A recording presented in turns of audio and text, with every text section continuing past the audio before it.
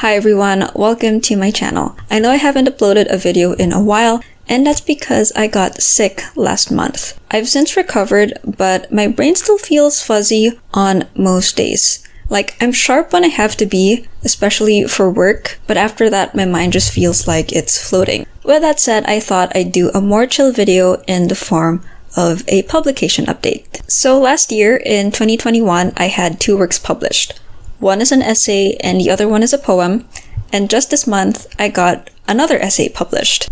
The first essay is called Kinds of Women. It's a flash essay and a personal review essay, and it appears in the journal After the Art, which looks for personal essays that review and reflect on artworks. Kinds of Women is about my thoughts on Louisa May Alcott's book Little Women, Greta Gerwig's film adaptation, and how I think society views passionate and vocal women.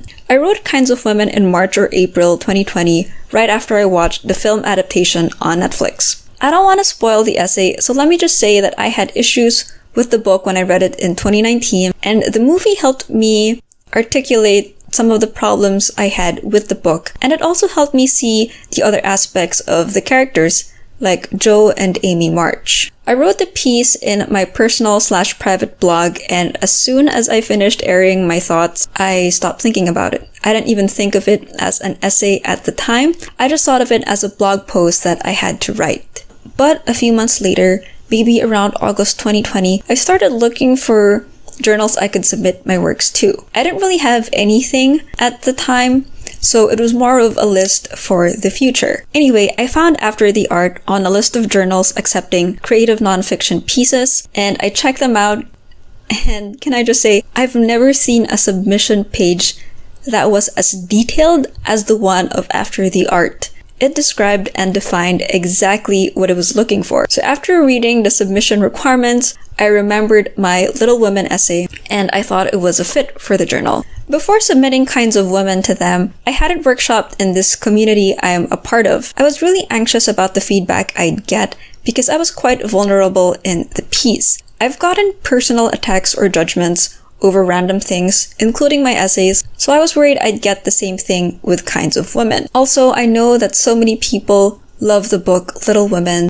and I didn't want them coming after me with pitchforks. I just wanted to be understood. Luckily, I didn't get any personal attacks. I actually got constructive feedback from the community. It was really nice that the workshop group understood not only what I was trying to say in the essay, but also how the fragmented form of the piece informed the theme. It was really comforting to know that my workshop group didn't think I was overreacting or crazy, and I'm really happy that I got the push I needed to submit the piece, and that I also got revision points so that I could tie all the fragments or the vignettes together. It took me a few weeks to revise Kinds of Women based on the revision points that my workshop group gave me. The main comment required me to look inward and reflect on why my Little Women critique was, in the first place, important to me. It wasn't an easy revision to make.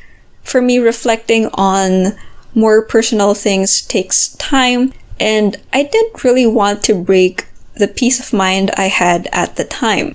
Also, originally, I didn't want the piece to get that personal. I just wanted to focus on the Little Women book and movie. But the workshop group convinced me that without the super personal part, my essay would just be okay instead of good. So I pushed myself to try and be more personal. So there was a lot of self-reflection again on my part. And when that was done, I did all the proofreading and submitted the essay to After the Art. I got the acceptance a month after submitting the piece. I'd almost overlooked it because I got the email at 2:30 a.m. in my local time. And over the course of the night, I got a bunch of other emails, including a rejection letter for a different essay. So when I woke up and I checked all my phone notifications, I only saw like a bunch of newsletters and the rejection email, but not the acceptance from After the Art. So I was pretty happy that I decided to open all the mail, and that's when I saw the acceptance letter and pretty much just made my day. The second piece that got published in 2021 is a poem titled Canova. It appears in the Ekphrastic Review, which publishes ekphrastic pieces or pieces that describe a work of art. Canova is about the Italian sculptor Antonio Canova, his sculpture Psyche Revived by Cupid's Kiss, and the Greek myth of Cupid and Psyche. I learned about the story of Cupid and Psyche back in high school, and there's a line from Edith Hamilton's retelling that struck me at the time. The line is, "Love cannot live where there is no trust." A few years after high school, I'd have trust issues because of absent partners, and the line, "Love cannot live where there is no trust," often rang in my head. Initially, I agreed with it wholeheartedly, but I also started thinking of Psyche's reality and situation as well as mine. In the myth, she was asked to trust that Cupid, her partner or husband, loved her despite him going off on his own during the day and not allowing Psyche to see his face. So Psyche has no idea what Cupid even looks like. I then realized that love and trust should go both ways. It's easy to say, and it seems obvious, but when you're in a bad relationship with someone you have deep feelings for, it's hard to wake up and believe you deserve better. More importantly, I realized that you also have to feel loved, that love needs to be true for you. It's not enough to be told you're loved and the other person's actions say otherwise. So when I was writing Canova in 2012 or 2013, I wanted the poem to capture all those thoughts and feelings that I had. I can't say I was successful the first time. I wrote it for my poetry class and the professor caught my drift, which is a good thing, but it needed a lot of cleaning up. A lot of the lines could just be tighter. Then around August or September 2021, my community started doing workshops and I submitted Canova to them. I had already revised the piece since the 2012-2013 version. I removed a lot of the details about how the sculpture looks. It wasn't an easy decision to make because not everyone knows the sculpture. But I knew it wasn't wise to describe in detail the appearance of something that some people already knew. So it's like I wouldn't be saying anything of value and I'd just be wasting people's time. What ultimately led me to remove those details about the sculpture was that people could easily look up the Cupid and Psyche sculpture. Also, I wanted the poem to just stand on its own and refer to the sculpture only a few times. Anyway, the workshop in the community was helpful. Some people in the workshop group Googled the sculpture, some people knew the sculpture from before, and some people didn't even look it up.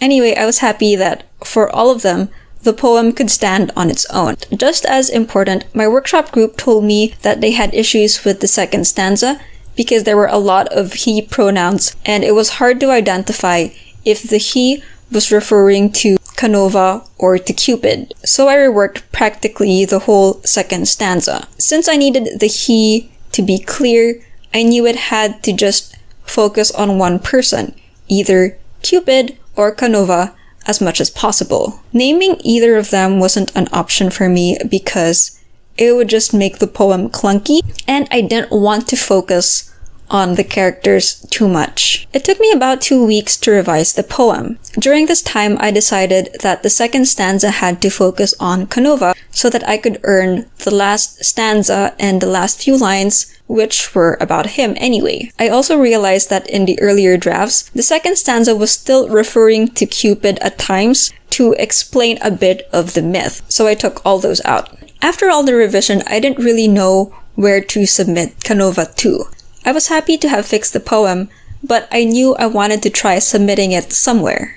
A part of me thought that I should submit Canova to publications abroad because a lot of the literary journals I know here in the Philippines are looking for something Philippine-centric, and Canova is just not. It has nothing to do with the Philippines or being Filipino. I found the ekphrastic review on Google and I went ahead and submitted Canova to them. I didn't have high hopes about Canova getting published because I'm not a poet, and I thought that Canova was not going to be published because I didn't receive any word from the ekphrastic review for 3 months. The ekphrastic review does have a 3-month response time, but I thought I'd get a confirmation at least that they got my submission, which I didn't. So I was actually resigned to thinking that my submission got lost in their inbox or in their spam. Anyway, I was really surprised to have gotten an acceptance email from them last December. The last piece of mine that I'll talk about in this video is The Call of Water, which got published in Anak Sastra. Anak Sastra is a journal dedicated to Southeast Asian stories or voices, and pieces set in Southeast Asia. So The Call of Water is about my first time at the beach, my previous experiences with water, and how they connect with my body issues. I never thought this essay would be published. I wrote the piece in 2013 or 2014, which is 8 or 9 years ago, and in 2015, it would be ripped apart figuratively at a National Writers Workshop without any revision points for me to improve the essay. One panelist, who is a fictionist, even said that to him, it seems that I wrote the piece to brag that I went to Japan because there's a scene that's set in one of Japan's public baths. That was not my intention, and if that's how the piece came out, I wish I'd gotten feedback on how to fix that. In hindsight, I wish that I also spoke up for myself and asked for constructive feedback. But anyway, the workshop's handling of The Call of Water made me want to forget it. It even traumatized me from writing travel essays because it could just be accused of bragging about where I've traveled to. I left The Call of Water to just be forgotten in my files folder. Then in 2021, in the community I'm a part of, some of us were talking about the worst comments we've gotten at workshops, and I mentioned that fictionist's comments about bragging. And one of the writers in the community said that she wants to read The Call of Water. She said that it's possible that that fictionist and the other panelists just had their biases that prevented them from seeing what my essay was about.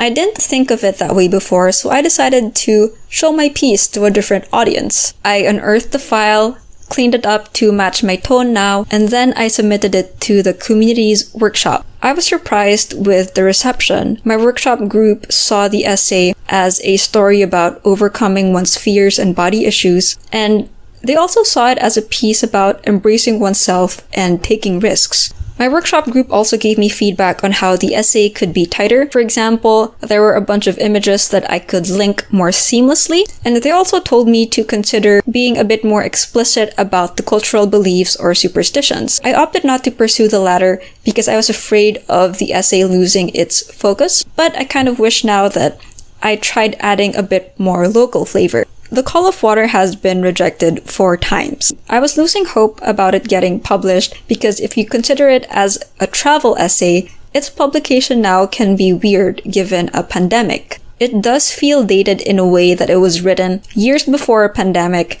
and it doesn't have the sensibilities we've come to have because of a pandemic. So I feel lucky and grateful that Anak Sastra decided to publish The Call of Water. To be clear, I'm not saying the rejections were because The Call of Water is a travel essay. I'm saying that they were a factor for me to have extra doubts about the piece getting published. So, among these 3 works finding their homes, I'd say I'm most happy about Kinds of Women. It's not my best work, but I'm happy that I wrote it after years of not writing or finishing an essay. I kind of think of it as a work that helped me get back to that groove of writing. I think the best part for me about Kinds of Women getting published is that it affirms what I like about creative nonfiction.